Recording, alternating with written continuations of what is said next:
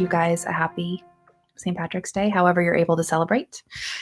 And speaking of potentially restricted celebrations and interesting things happening, that is why we are here. We know what is at the forefront of everybody's mind, and that is why we went live today. And I'm joined by Eric Hochberger, who is the Mediavine CEO and a co-founder. Hello, Eric. Welcome. Hey, Jenny. We knew that you'd have questions, and Eric in particular messaged me yesterday morning and said we need to have a live and be on to talk to everybody. We know you've got questions, and one of the strengths of Mediavine, one I would say our greatest strength, is that we are a family that supports each other, a family of content creators working together. So even if we don't have every exact answer, because no one does, we wanted to get here together and talk about the things that we could talk about and share with you what we know. So if you're out there and you're watching, please say hi to us and shoot us with your questions. We will do our very best to answer them. I'm going to ask some of the things that we have on our minds on the staff, and we'll just go from there. So I guess I'll address the first one, which is the most obvious one for us, which is we've watched the global stock market basically get clobbered over the last couple of weeks, which is to be expected. Do we have any idea, Eric, how this is going to impact programmatic advertising and the revenue that our publishers see? Yeah, so first off, I want to say that ads do not react as quickly as the stock market. The stock market, and although advertising is in real time, much like the stock market, it's a little more lagged. So the impacts we're seeing right now are not the full impacts that we're going to see from what some are calling basically an impending recession at this point.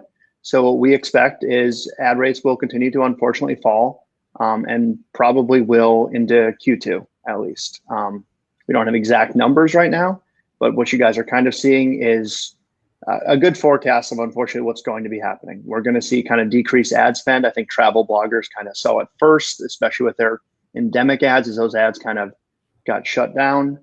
And we're going to start seeing that, I think, across other categories as well, unfortunately, just because less spend means less competition in the auction. Is there anything people can do right now as publishers to help mitigate this? I mean, I know that this is unknown how far we're going to fall or where we're going to go, but as publishers, is there anything we can do personally while we're all at home in our houses? So as publishers, the first thing I'm going to say is you're in good hands with us at Mediavine. Obviously, we are obviously analyzing this as closely as we can. We'll make sure we adjust basically our pricing strategy, what we sell the advertising inventory for, the minimums we're willing to take. Obviously, it's going to be different this Q2 compared to what was forecasted. We'll make sure everything's adjusted.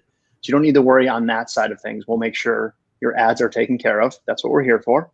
As far as what publishers can be doing, I like to look at this as almost how we look at the drop from Q4 to Q1.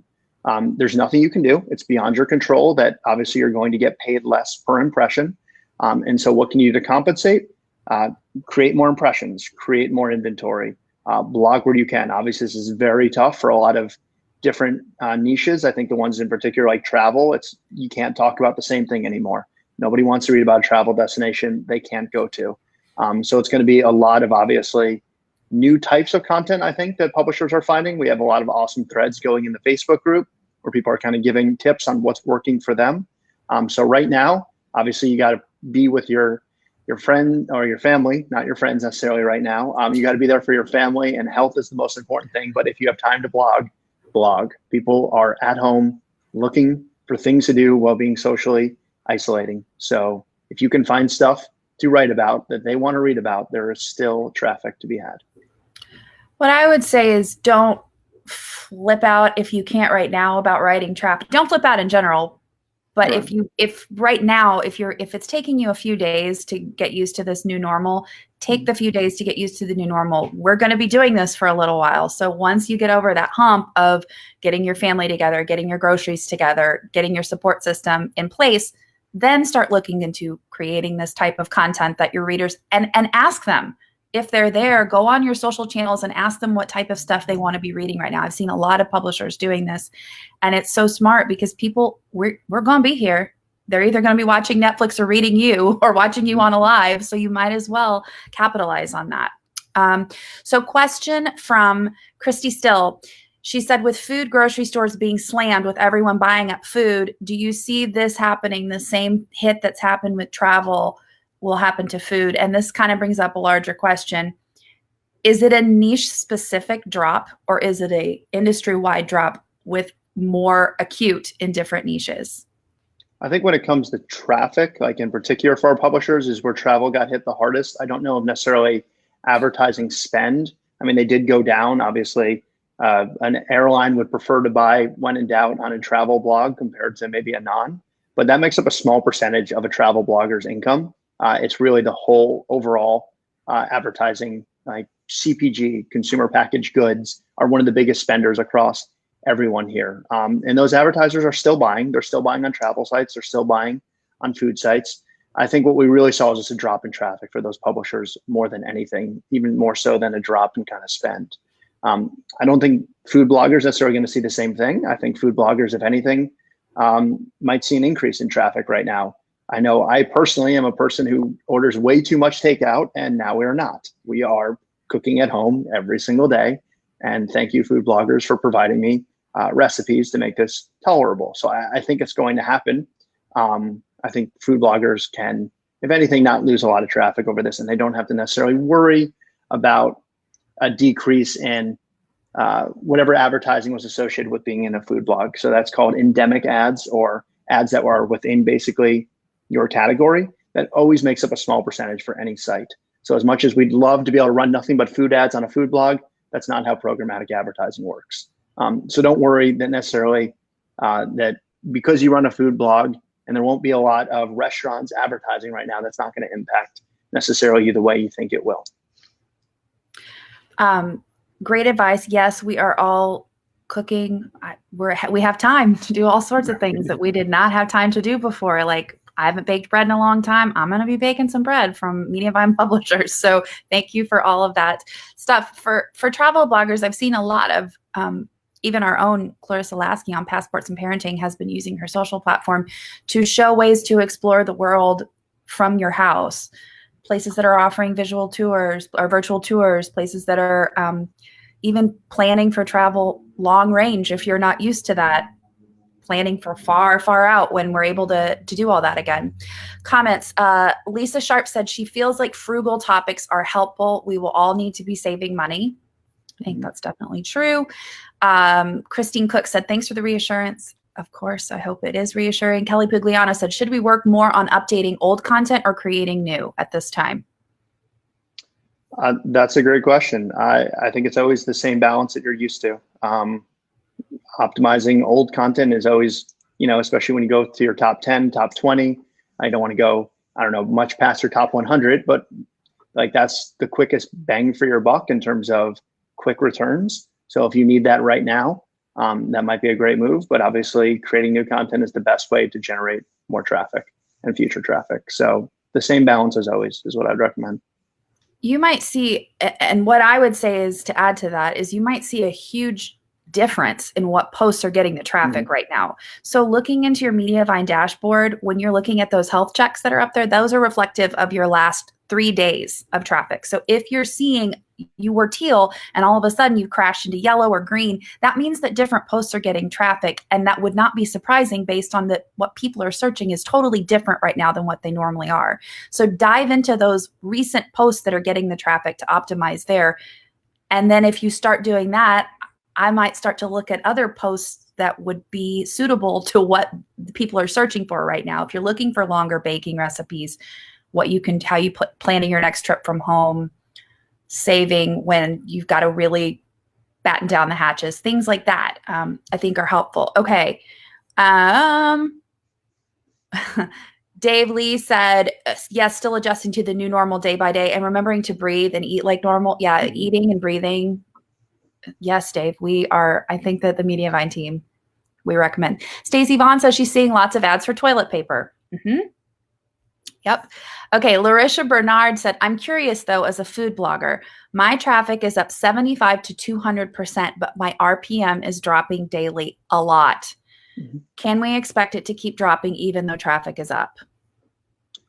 So again, when it really comes down to RPM is an after the fact calculation. eCPM is what you're actually earning on. And that's a lot what we talk about internally here. We're always looking how your eCPM is performing. And that's where we're going to see the most of the drops. Your individual RPM, the problem with tracking it that way might just mean you have fewer impressions serving on an unoptimized post. Because as Jenny said, chances are different content is trending right now than was trending just a week ago. So make sure in your dashboard at the bottom, you change the date range and you're looking at your top posts from just the last few days and you're not going back weeks from now. Because it's important to note, again, this has only been really recently here in like America. So probably a lot of your US traffic has completely changed in the last week or two. So zoom in and first off, see maybe some of your posts are no longer optimized that are in your top 10. You can start with those and then that will have a big impact on your RPM. As far as eCPM goes, yeah, you're going to see some drops. What we've seen so far, as I mentioned at the beginning of this live, is kind of only the beginning.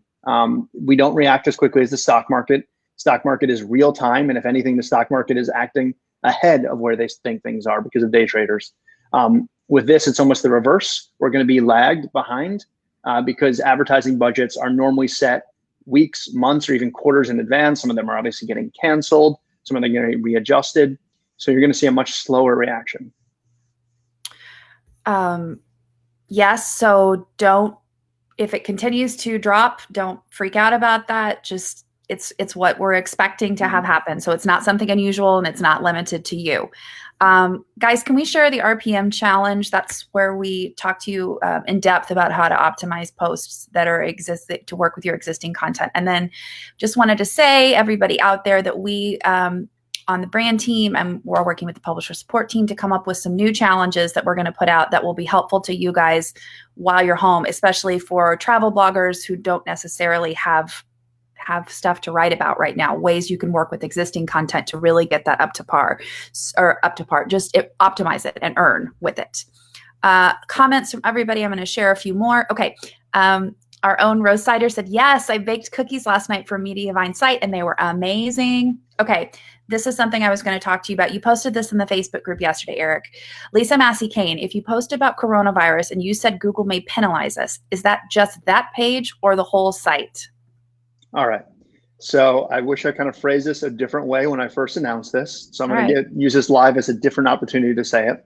Great. Okay, so there's two aspects here. One, there's going to be advertisers. Advertisers do what's called reverse keyword targeting. So they don't necessarily want their brand next to certain words. Typically these are things like, I don't know, accidents or violence or mass murders, whatever they may be. Drugs. There's certain words, drugs, whatever it is, a brand that doesn't want to be associated with. There's a giant list of them. And probably every adult term you can think of has already been on that list.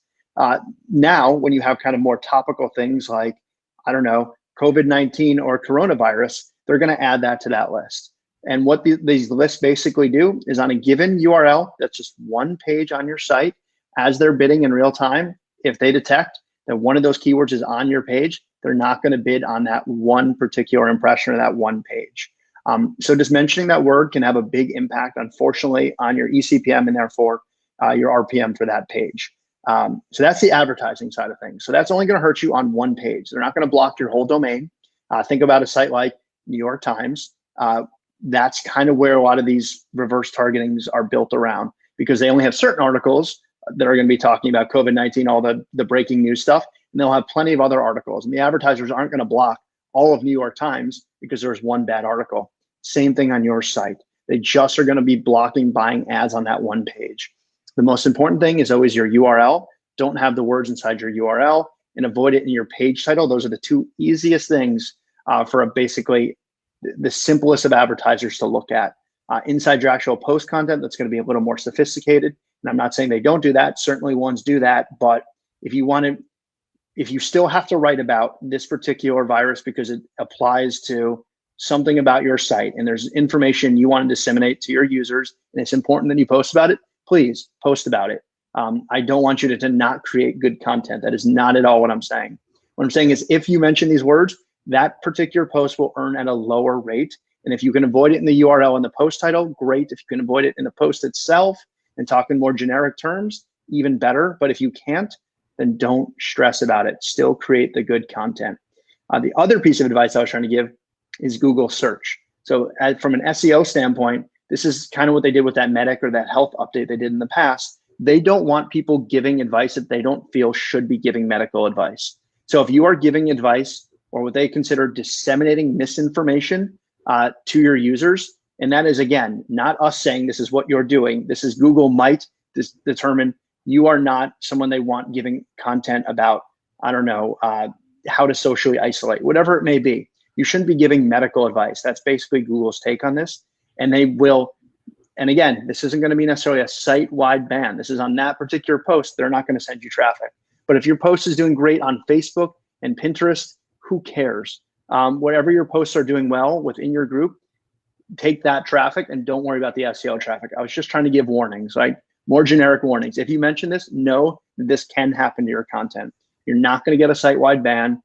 So don't go around deleting posts. Just think about this with your future posts. That was my next question. So if perhaps I had a post title that was called, "What is our world now during COVID-19?"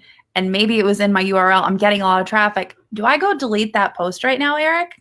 Definitely not, but something to think about. And I never support redirects. I would say consider a new URL for that post and redirecting the old URL to the new one, and maybe change the title if it's doing well. You might see a little boost in your RPM on that particular page. It might start earning more. So will you actually, I love that story about Heather's post that had the word in it that was keeping all the traffic. It was getting traffic, but would you tell that story just to give a little personalized example, please? Oh, now I can't remember the name. Was it Kick ASS? Yes. Yeah. Okay. It was that word. Right. So we see this kind of stuff all the time, whether Heather has a recipe for slutty brownies, then she has like a kick-ass meatloaf, I think it is. I can't remember the exact ingredient. And literally, so one of the new features of the new dashboard that's coming out soon that we teased already and is in beta, I promise it's almost here, is page level RPM and page level eCPMs. And one of the things we saw is that those posts earn 50% lower than her other posts, just by literally having the word slutty or kick-ass in the URL. And that's the same kind of stuff you're going to see with COVID-19 in there. You'd be surprised how many advertisers just have these generic words that they don't want to associate with. And again, those last two, slutty and kick-ass, although used in an innocuous way here, generally are not used in those same ways. And again, they're not using context around the word. They're not trying to figure out what use of the word slutty. They just see the word, it's on their list, don't bid. It's easier for them to do that. There's other traffic for them to bid on. Right. And so if you've got a COVID-19 post with that in the URL that's going crazy right now, it's not going to be reflected in your earnings. You could have a ton of traffic, but you're not going to earn on it. So that's not something we're saying, yeah, as you said, not to do. We're just saying if you're concerned about the money right now, then doing that is wise. Okay. Daniela Flores said, my audience expressed a need for ways to make money as people are afraid they're going to lose their jobs. For finance bloggers out there, that's a tip from her. Christine Cook said, I keep thinking if people are stuck at home, they will occupy themselves by surfing the web. Traffic will be there. Just a question of offering something to occupy the mind so that people can think of something else rather than what is going on. Guys, that's what I use Mediavine bloggers for all the time. But yes, right now specifically. Lisa Sharp says, oh yes, we need to look at our top posts again. They will likely be different. Claudia and Lisa both said, Claudia said, I read on several sites that Google is taking the virus very seriously and not wanting food bloggers to use it for self-gain. No matter what, if you're not a healthy provider, it will get basically dismissed. Okay, Luke Ward wants a little more clarification. You said advertisers are excluding pages related to coronavirus. What about if we have words like pandemic or quarantine? Should we avoid mentioning them? Yeah, definitely those two words. I mean, I can give you a classic example. Google used the word manifesto in one of their ad blocks. And because a manifesto can have both a good or a bad connotation, but typically, I don't want to go into the details, but manifesto is generally not a word by itself you would think is going to get you banned, but it can. And we've even had sites that have manifesto in the name and they're not coming from it with a bad place. Quarantine, pandemic, anything that's being used right now to describe this is probably on that list at this point. The advertisers are extra paranoid when it comes to this kind of stuff. So even if you think the word is innocuous and has nothing to do with maybe just this virus, they're probably going to put it on because they need to make sure that they are blocking this to the best of their ability. So I can't think of other words right now, but like social isolation might even be on that list right now. They're just trying to find articles that are about COVID-19 and block them. When going back to what you were saying a little bit earlier about not appearing to offer medical advice, is it just a good practice to, if you're saying something, great foods to make during whatever this is, exercise tips for whatever this is, if it's not already on your site, is it a good practice to just say, I am not a medical doctor, especially in those posts, to add that disclaimer to the top? I just think that's best practice anyway. When it comes to anything like this, it's like when we give nutrition facts, we make sure in the bottom of the create card, you have a place to put a nutrition disclaimer for this exact reason, right? We don't want you necessarily telling people use this for dietary reasons. If you're a diabetic, check the sugar yourself, right? You shouldn't be using necessarily this advice for medical reasons. And I think that's a good disclaimer in general. I think at no point would your users necessarily think it's medical advice, but you'd be surprised. There's a lot of people that, I don't know, maybe just hop on the web and don't necessarily know who the author is. Think about your grandma. Think about your Aunt Agnes, who's at home. That's like, this woman told me that if I eat gummy bears, these crack gummy bears are literal crack. I'm taking them. I'm high. Mass murder, and it's your fault because you had a crack gummy bear recipe. I mean, no, that's not. But it's the truth. But be careful. Yeah, exactly. You never know what people are going to take literally. So I don't know, if you're making a quarantini, make sure they know it's a joke. As silly as that is, that you have to disclaim and ruin your joke, let them know. This is not, to actually help you get better. I love that post and I love that recipe. Like, I love that cocktail. It's hilarious. But sadly, people might not understand that this is a joke. And it's coming from that perspective. I would overly disclaim. I mean, let's just look at the fact that hair dryers have to have a tag on them saying, don't use this in the bath or the shower. Right. Because that's how specific you have to get, because somebody was using it in the bath or the shower. So just, and what Steffi always says, who's our director of influencer marketing, when she's talking about disclaimers on sponsored content, we have a post on that, but make it so obvious that someone who never uses the internet, who does not consume blogs on a regular basis, who doesn't understand, can clearly and immediately see that this is a sponsored post, that you are being compensated for this post. Make it so obvious that your Aunt Karen, your Aunt Ruth can go, boom, I got it. That's exactly what this is. Yeah, I think great things I've seen a lot of the publishers mention in the group is like linking over to, I don't know, the CDC, right? This is where you can get information on, like official information. This is where you can get updates. So always linking to an authority, one that's good for an SEO practice anyway, to link to an authority on a particular post, but it's also great for your users in this case. Just assume your users don't know where to get information, as ridiculous as that sounds. They're not all as sophisticated as you. They're probably not in as many online communities as you. Just assume that they're coming to your site. They came there off Google, and maybe they have no idea the best place to actually get true, coronavirus updates. But don't say coronavirus. Yeah. So in addition, let's talk about, you mentioned this a little bit earlier, but I want to go into a little bit more about the dashboard. Chrissy still wanted to know, where do you find eCPM in the dashboard? You were saying that we have a new dashboard coming out. We actually also posted a blog post talking about eCPM by the one and only Brad Hagman. It is in the comments. Eric, talk a little bit more about the new dashboard, because I could use something to be excited about. First, I'll define eCPM because I don't think we use that term a lot around here. We do not. Right, we use it a lot on the kind of the ad side of the business here. Like the ad team needs to use it. That's how we analyze everything. So eCPM stands for effective CPM. So it's your CPM times your fill rate. Both of those numbers are in your dashboard. So if you just took your eCPM, multiply it by your fill rate, divided by 100, because that number is 75 is how it's going to show on your dashboard. So you want to multiply it by 0.75. But the point is, it's your effective CPM. So it's taking into account that not 100% of ads serve on your site, because we don't run 100% fill rate here. So that's what eCPM is. You can also just use CPM because we're going to be adjusting things to make sure that we always keep a good balance of fill rate for you.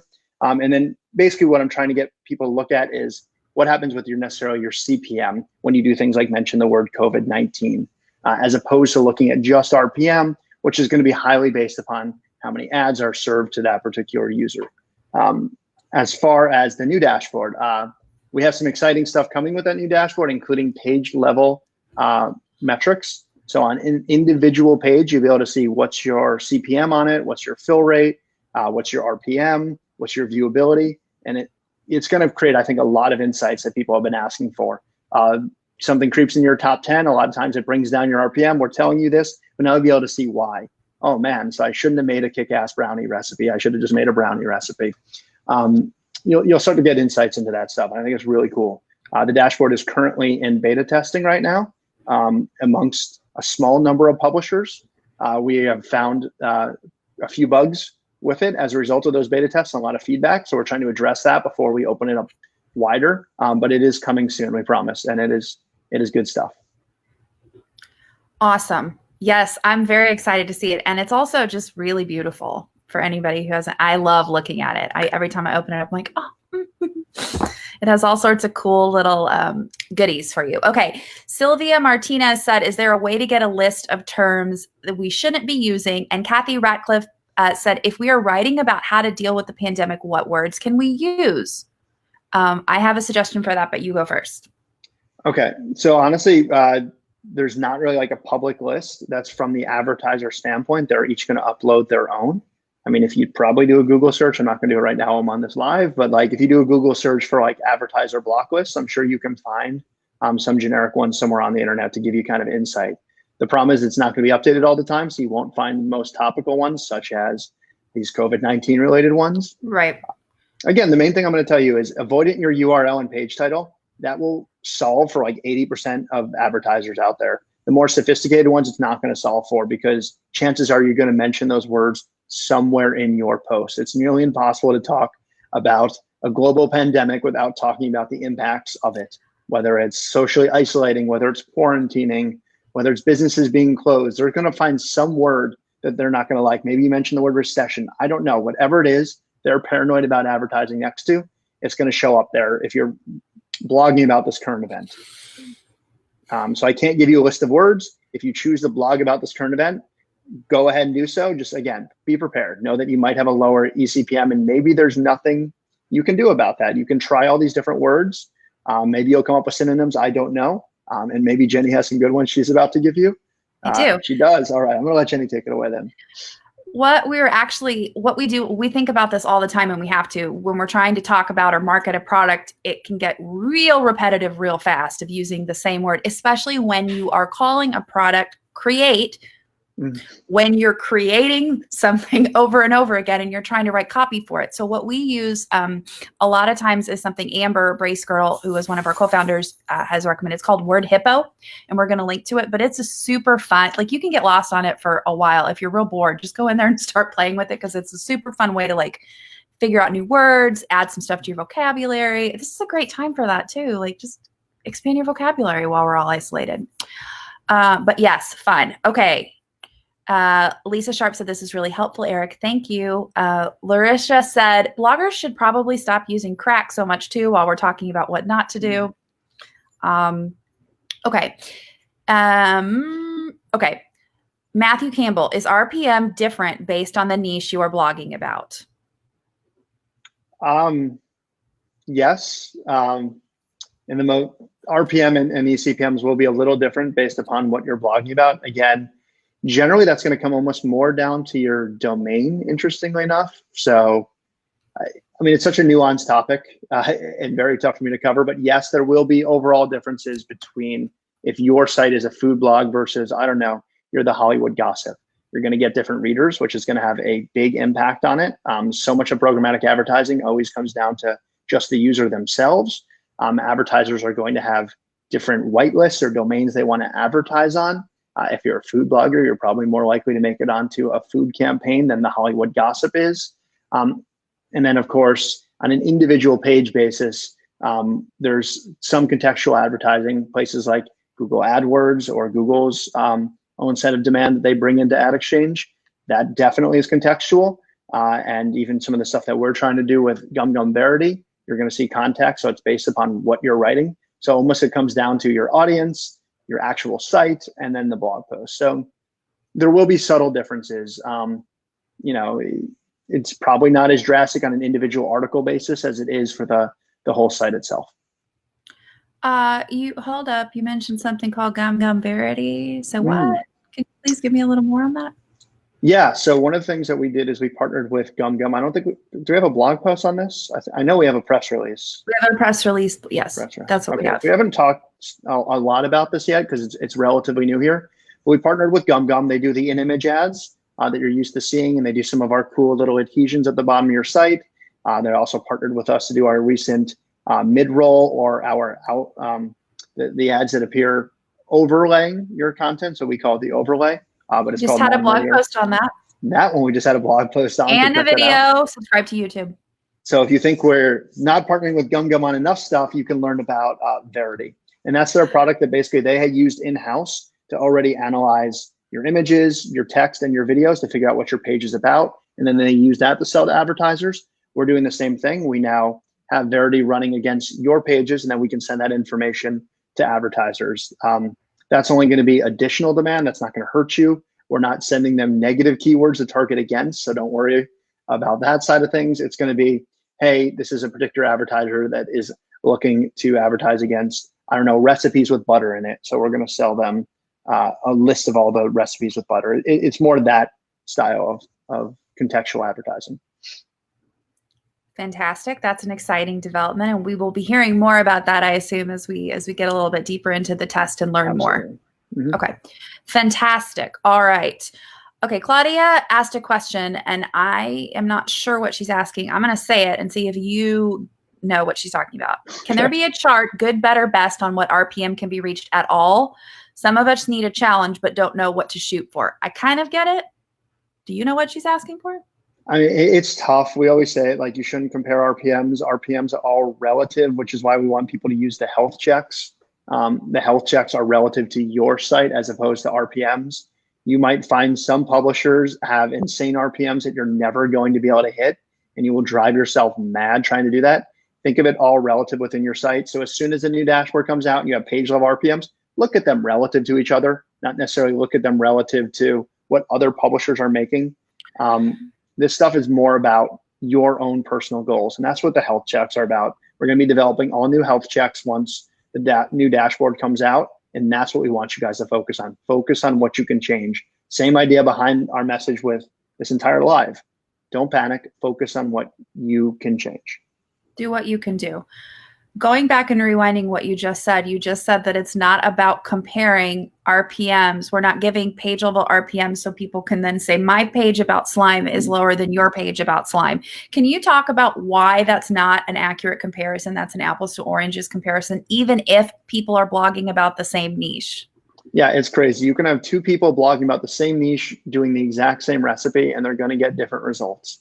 It really comes down to how complex programmatic advertising really is. There is so many levels involved when an ad impression is bought on your site. It's not just, I don't know, an advertiser comes to Mediavine and says, I want to buy an ad, and then we pick which sites it runs on. That's the old direct sales model. In programmatic, an advertiser is going to have an agency, there's a trading desk, there's a DSP, well, that's normally the same thing. There's all these other factors involved, and you have no idea which whitelist your domain might end up on. They don't. There might be just a degree of randomness that maybe that particular post has more users from a valuable area of the country. Maybe it has more users that work at a valuable company. Example I love to give, a Boeing, probably not anymore, but a Boeing executive gets like a $200 CPM. We've seen, or more. We've seen them come around sites, and people will buy, if they can find a person working at Boeing, of hundreds of dollar CPMs. And they might happen to frequent your friend's blog and not yours. It's very tough. Those are just like two tiny because factors. They went to college together. Right. Like it has nothing to do with the content. Who knows? Yeah. I mean, I have friends whose parents will tell me they randomly follow X site of ours. How did they find them? I don't know. I just ended up on their blog, and weird random stuff. And people just have different followers, and you can't necessarily control your demographics. All you can do is control what's happening on your site. So keep your posts optimized. Do what you can for your site page speed, whatever it may be that these kind of health checks are going to help you address. Solve the problems you can solve rather than comparing it to your friend that you may never be able to achieve. If you have a significantly lower RPM, maybe there is something wrong with your site, but that's what our support team is here to help you solve. They're not here to necessarily help you get to the same RPM as your friend.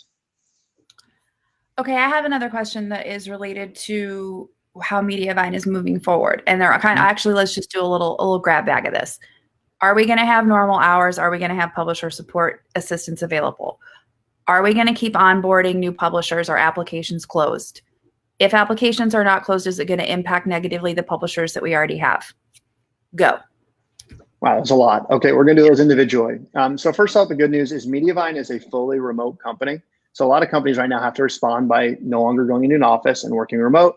Mediavine solved this 15 years ago, or no, longer than that now. So we've been fully remote since the beginning. So our employees are continuing to work from at home. One issue not an issue, but we hire a lot of families here, a lot of parents. And so obviously schools are closing right now. I can personally tell you that my kids are now home every single day. We have no help because again, you're socially isolating. So there are some decreased hours from even me. So a lot of our team, unfortunately, can't work the same number of hours. So you may see a slower response time than usual, but I still think it's going to be faster than industry averages, faster than anyone else. Our team is dedicated to helping you during this. But you just have to keep that in mind, is that they are going through probably the same stuff as you. And so trying to balance everything right now. As far as everything else at Mediavine, yes, applications are continuing to come in and we're continuing to work on them. That's not a bad thing for you. I haven't talked about this in a long time, but in programmatic advertising, it's actually better when more sites join. You want other sites. You want Mediavine to have bigger scale. The bigger we get, the more we can command from the advertisers. It's not necessarily another website or more traffic at Mediavine dilutes the money. That's the old direct sales model, and programmatic, it doesn't work that way. They're buying on individual domains. So that's not going to impact your domain. And all it's going to do is help us create a better relationship with the top agencies and DSPs. The larger the number we tell them we have, the less they need to look elsewhere to be able to hit their numbers. If we can be the one spot they have to go to be able to reach their entire audience, they're going to love that, right? It's not bad for you. So more sites joining is a good thing. And if anything, it only makes Mediavine stronger during a time when a lot of companies are, getting weaker, and we are still growing. And that's a good thing. It means that we're here to survive any recession. We're here to continue to grow with you. It's a good thing that people are still applying. So please continue to send your friends. It's the way that Mediavine has become what it is today.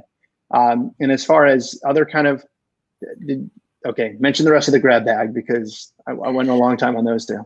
No, you did good. That was it. It was how, nope. Let's add, I didn't say this, but let's say it.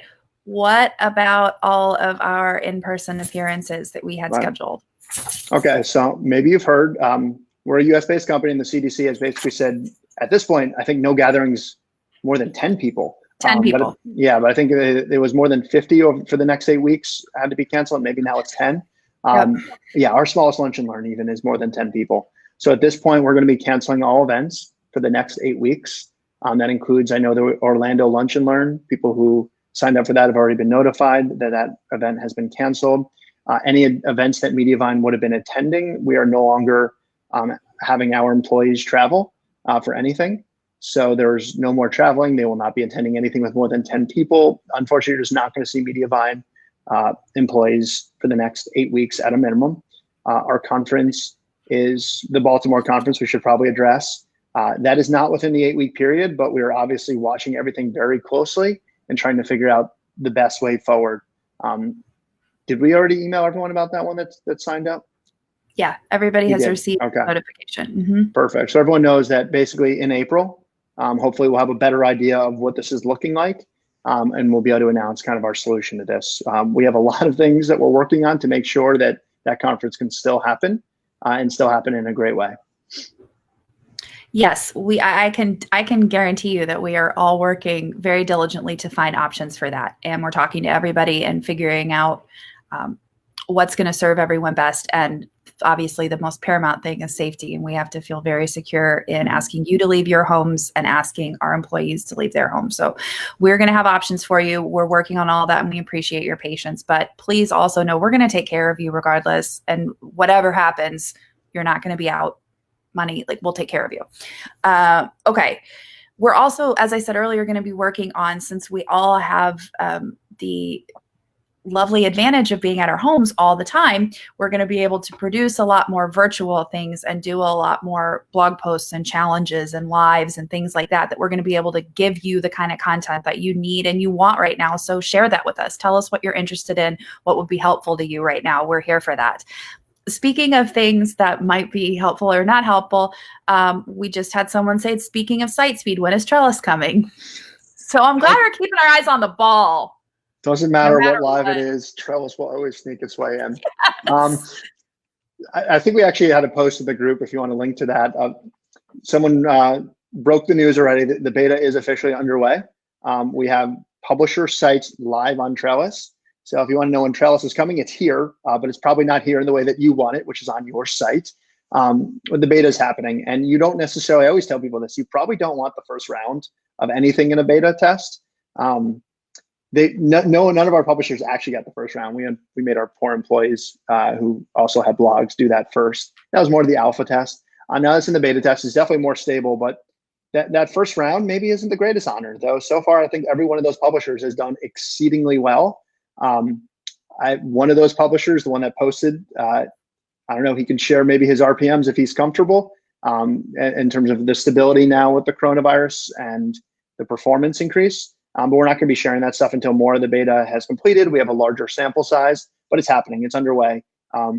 Luckily, our team, like I said, is fully remote, and we're still moving forward during this time on the beta. We have, I don't know, few sites going live, like 1 to 2 sites a day, I think right now. Very small, obviously, relative to the number of Mediavine publishers. But for a beta, our goal is to just get to a couple hundred or whatever that list is. I don't even know. Probably hundreds of people at this point have signed up for it.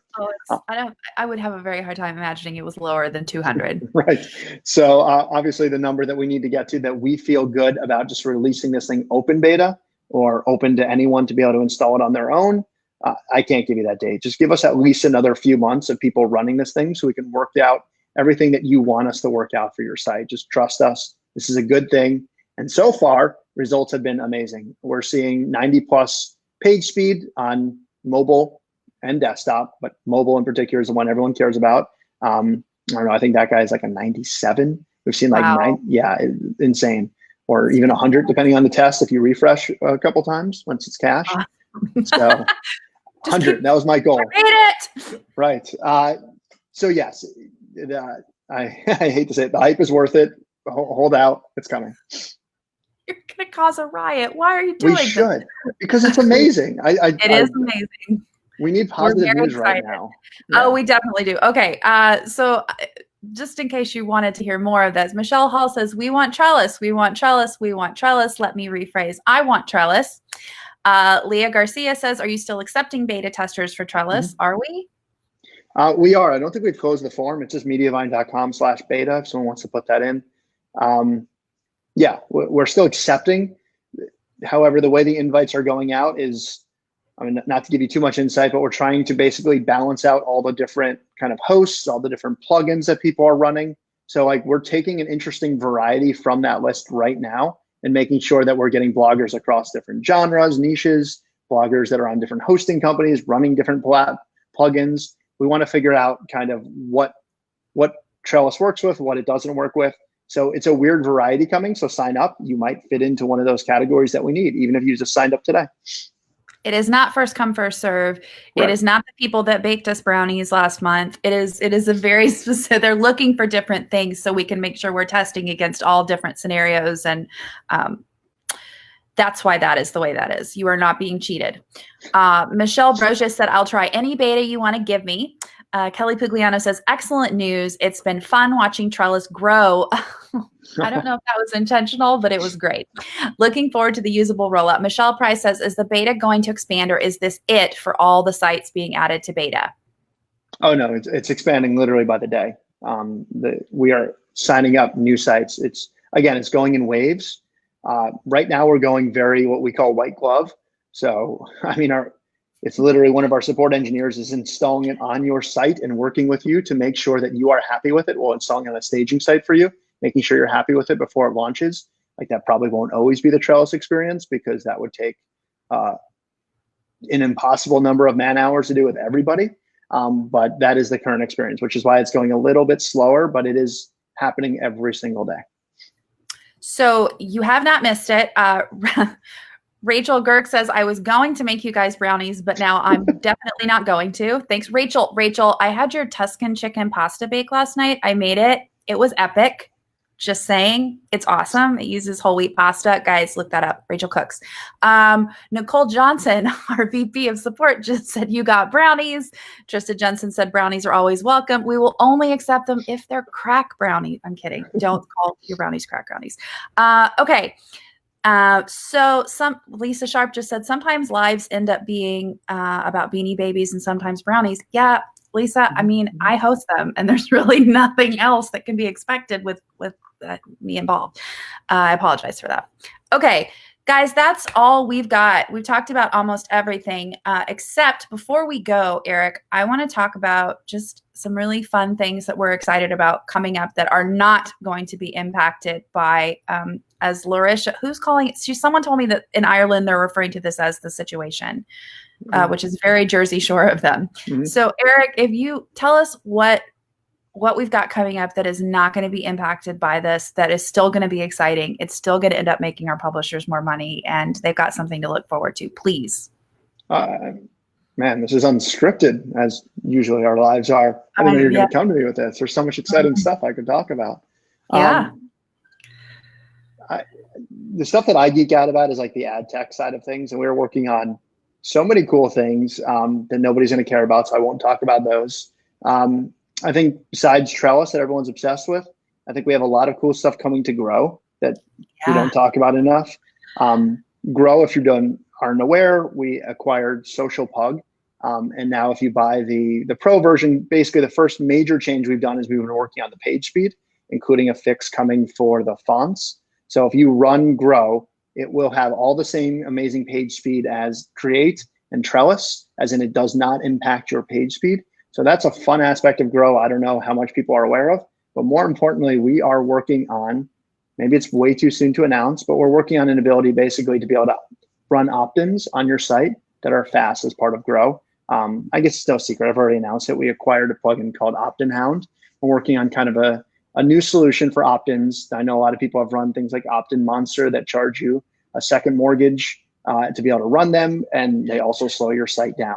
I don't know. I can't do a good house metaphor there. But the point is, we're working on that I think hopefully can still come out this year. We see no signs of us slowing down. Some of our developers do have kids at home that they are, kind of also helping with.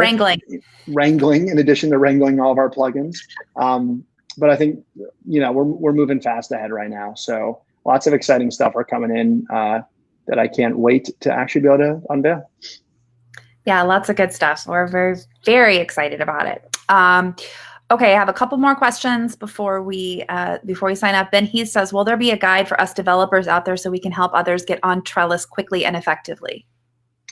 Yeah, so one of the things we're doing first with this beta, the most important thing is testing child themes. So we want to test basically the core of the Trellis framework with a very light child theme. That's what Mediavine builds, super light child themes.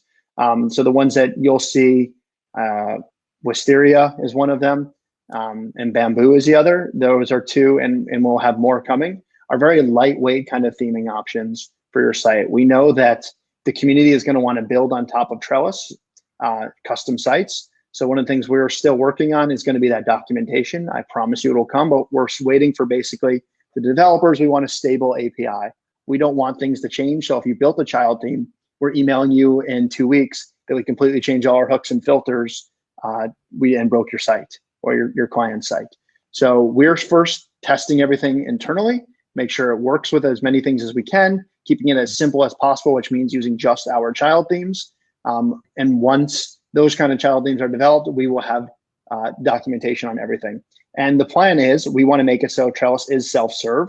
So hopefully people can just click activate themselves and not even need a developer. But I'm sure there will be people that are cropping up to be able to offer that kind of same white glove service. And we'll love to give all the information of what we're doing for people. Fantastic. Another Trellis question from Terry O'Connor. What is your recommended server hosting setup for future Trellis experience? Also, is Gutenberg the preferred builder? What about third-party Gutenberg plugins? Good questions. So at Mediavine, we don't like to keep, we don't like to recommend hosts or plugins whenever we can. Kind of bites you in the butt. So I'm not going to tell you there are recommended hosts, but one of the things we're going to be doing is kind of a Trellis optimized list, giving it to different hosting companies so they can work on this. It's no secret that we like the guys at Agathon. So obviously they're have that list, and we'll be working with other major hosting companies that our bloggers mention all the time. I don't know, Big Scoots, WP Opt, whoever it is.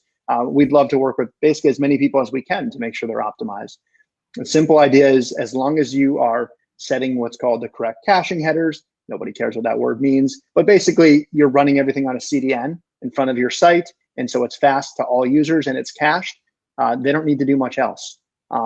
So most hosting companies hopefully should be able to get Trellis optimizer certified. So I don't think it's going to mean you can only work with certain hosting companies. There's probably some that will never work. I don't know. We'll just throw Bluehost under the bus because it's fun to do. Don't run Bluehost. Friends don't recommend Bluehost. They don't have friends run it. Yeah. Don't run kind of a shared hosting environment and you'll be fine. But any of the kind of more premium, dedicated, managed hosting companies will work. Gutenberg, yes, please, if you haven't already, switch to Gutenberg. We encourage you to. I know there's still the classic editor and it will still be supported via plugins probably until it's on its deathbed, but don't keep running it. Switch to Gutenberg, the sooner the better. And remember, most of these plugins let you switch over a post at a time so you can play with it, see what it's like. We don't ever want to support third-party page builders. They create bad HTML, which means your site is tough to parse for our script wrapper and for Google. You don't want to make things tough for computers to process. They also make it slower for the website to load. So page builders, never good. I will have a war on page builders till the end of time. And one of the things we're building into Create is the idea of a lightweight page builder that through Gutenberg. That's what Gutenberg is. It's a page builder. Create will help you create. I need more words. Jenny, what's another synonym for WordHippo me for create? Build. Yeah, they'll let you build nice like landing pages for your home pages, your category pages, your recipe indexes pages. That Create will be here, basically Create plus Trellis to help you build nice landing pages so you hopefully don't need a page builder. If you can get off your page builder now, that'll be a good thing when it comes time to launching Trellis. Fantastic. Okay, got a few more comments. Carla Bushy says, thanks guys, great live, love the smiles. We love you, Carla. Matthew Campbell says, thank you for making yourself available during this difficult time. Cheers on St. Patty's Day. Cheers. It's my water. Lyra Alderson said, is Mediavine on any podcast websites? And if so, how is that working out? For example, many podcast show notes are thin content. However, some folks tune in from the website platform, so that might work. I don't think we have, we're live on any podcast websites right now. We certainly don't do audio ads right now, that I can tell you. So we're not helping them monetize their actual podcast. As far as the podcast website, yeah, I don't know if that necessarily fits the Mediavine kind of model. It's, as you mentioned, thin content. I don't think they'd perform well. I don't know if we have any live. Someone would have to answer from the group. Okay. Lisa Sharp says, also good job not touching your faces. The struggle is hard and I've noticed so many failing on lives. I felt like all I was doing was like manhandling my face. So thank you, Lisa. I actually commented to my coworkers, I cannot stop touching my face during this live. So thank you for saying that. Eric has done great. I haven't seen his hand come up once. Okay. Michelle Price says, if we have a smaller host, should we reach out to them or to you to ensure that they are able to optimize with Trellis? Again, I wouldn't stress about that stuff now. We will probably literally even create guides to help them do it or to even help your tech people do it for them. We are trying as much as we can to make Trellis a one-click button. You click activate, your site is fast. That's the entire idea behind Trellis. There may, like, it gets a little more complex. You have to configure a CDN. So maybe like the average blogger is not going to do it themselves, but we're going to work on guides to basically help your hosting company. If your hosting company is managed, AKA they have tech people somewhere there that can help you, this should be easily doable. Boss, do you have a 2:00 call? Because they just keep coming with some questions. Do you want to hang out a little bit, or should we try to reach back out to them later? I do, but it's fine. Let's keep going. Okay. So Kippy Kim Gayle says, how do linkies do with SEO?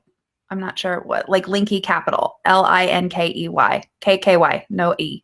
Do you know what that is? Are you Googling? I was going to Google unless you want to do it. I'll do it to figure out what a linky is. I'm not sure what it is either. I'm thinking Linky Party. I don't know what it is. Okay, well, it's a longboard. It's a foldable electric longboard and skateboards. There's that. Awesome. Cool. It's the longboards are really, they're owning this term. Can you give us a little bit more? Oh, here we go. Linky for Chrome. What is it? Linky extension, Google Chrome. It looks like add new links to Linky, quickly add links to, I'm not sure what it is. It's an extension. Yeah, we'll get back to you on that one. But that's a good word. I'm glad we know it. And now I know that there's a longshore. Okay. Longboards. Okay. Kristen Hall says, I dislike Gutenberg because I dislike page builders. What am I missing about loving it and switching? So it's tough to get into this without giving you like the nerdy answer. But basically the blocks end up translating into good, clean HTML. So most page builders have the same concept. You insert little blocks into a WYSIWYG editor, and then they have to take all that and somehow spit out HTML for the browser to render, for Mediavine and other robots to read and be able to do their code on. Gutenberg just creates good, clean HTML as if you weren't even running a page builder. You can't tell when someone writes with Gutenberg versus the classic editor. That's what you want. When you run a page builder, they produce garbly-gook mess.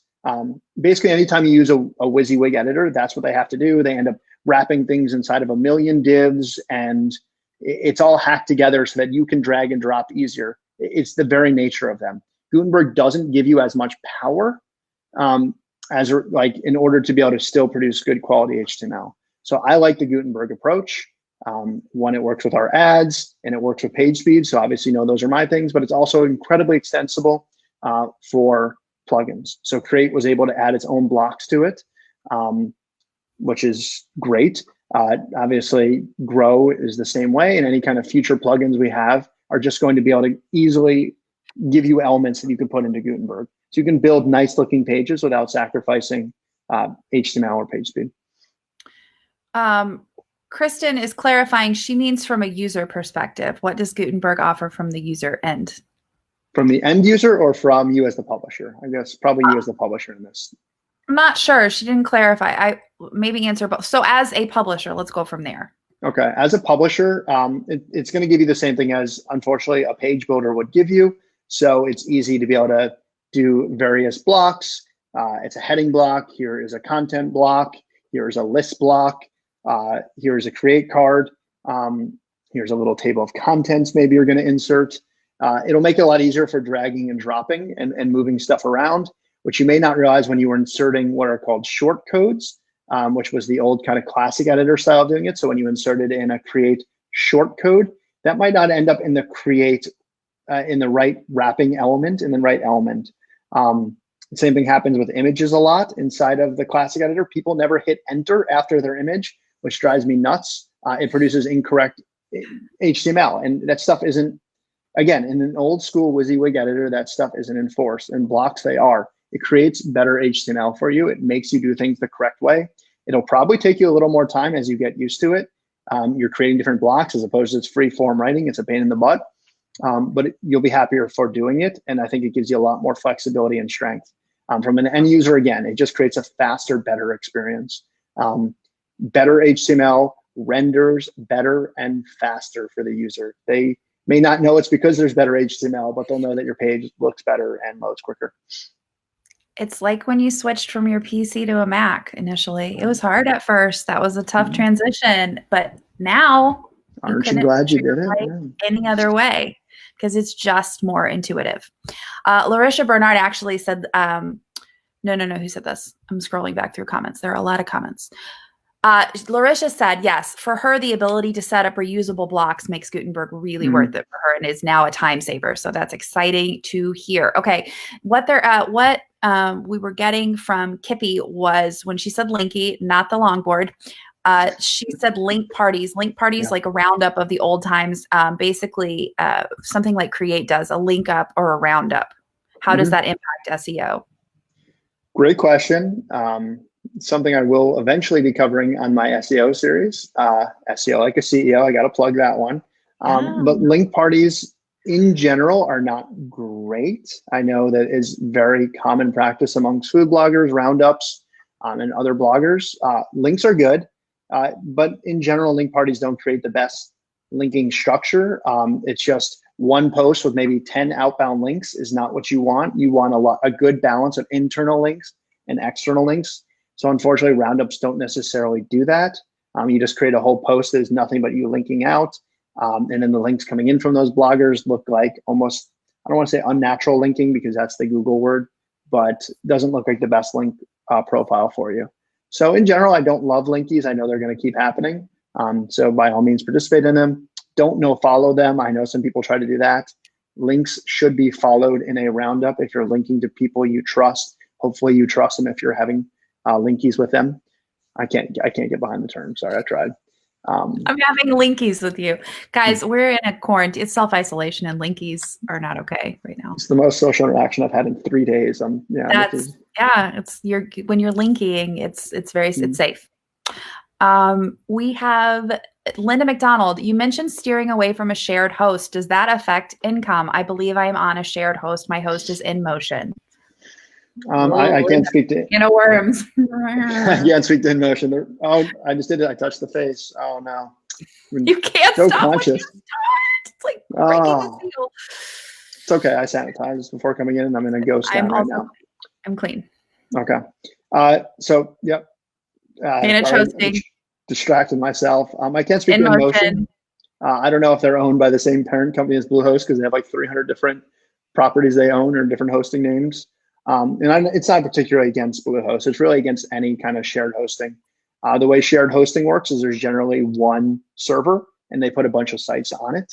What means you're sharing resources with another publisher that you don't know. They could have an explosion on, I don't know, Reddit or something one day that comes to their site and takes their site down and your site goes down with it. That's one of the disadvantages. They have ways of throttling it, but that doesn't always work. There's only so much one computer can do, or that means if you happen to get a blog post on Reddit that exploded, your site goes down rather than you being able to monetize it. What you want instead is, first off, no users from Reddit because they're bad users, even though I use Reddit myself. You don't want Reddit traffic. You want like, good Facebook traffic. Google traffic is the best traffic. But sorry, I'm getting distracted here when we go past the hour. The problem with the shared host is it's not the best. It's not the best form. What you really want is what's called either dedicated or cloud-based hosting. So dedicated means you get your own machine, which is sometimes going to be expensive, or you want a cloud, which is your site is shared amongst a whole cloud or a whole variety of computers, whether that's a public cloud or a private cloud, it doesn't matter. The idea being you want what's basically called I think they're called VPS, virtual private.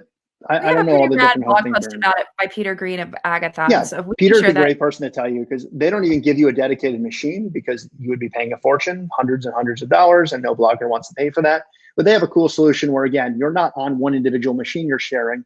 It's shared amongst basically like a cloud of computers, as much as that term is very buzzwordy. Basically, the idea of one other site can't take you down, and even your server going down, like one hardware failure can't take you down. You have a lot of resiliency in that kind of model, and that's what you want versus a shared host. Shared host is very budget and not what I would recommend using. Yeah, maybe when you're first starting out, but once you start to gain any sort of, and you're reaching a place where you're applying for us, that you upgrade. You get what you pay for most of the time. Okay, Michelle Palin wants to know, she's really kind of losing it a little bit. Eric, please tell me I can bury my head in the sand about Gutenberg for a few more years. Does it really matter much? I'm happy with how things are going and I don't want to have to switch. We are doing our best with all of our plugins to support both the Classic and Gutenberg. However, there are certain features you cannot build in the Classic that will probably never come.